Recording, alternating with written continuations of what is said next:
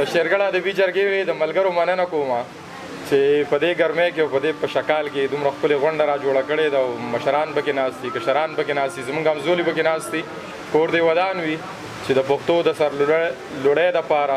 دوی راوځي او د یو بل سره ناست وي او بغیر څه لالچه بغیر څه مینته داسې ملګري ډېر کم پیدا کېږي او شعرونه خو مونږ باید چې الهام راشي صادق صاحب نو سړی شعر ولیکي د هغې ځان له یو خوند وي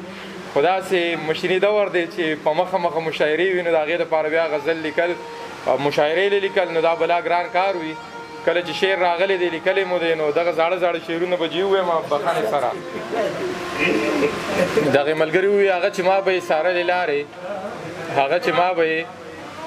څارلې لارې نن یې په ما پسې کتلې لارې خدای په دې سړي نن څه شوي وو چې په بڼو یې پاکولې لارې خدایه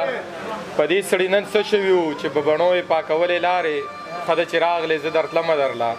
په زړه مې ستا راورېدلې لارې ښه ده چې راغلې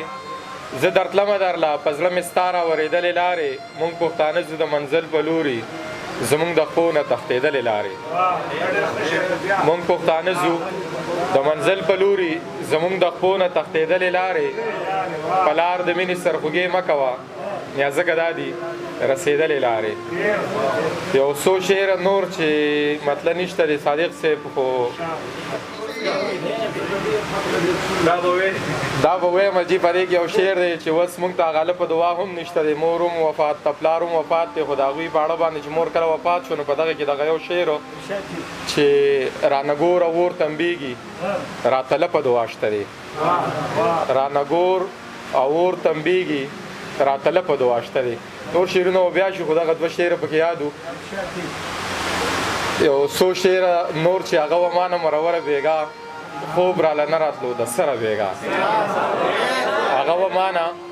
مروره بیګا خوب راله نه راتلو د سره بیګا ما یې د کور دیوال ته شپه سبا کړه هغه و مانه نه خبره بیګا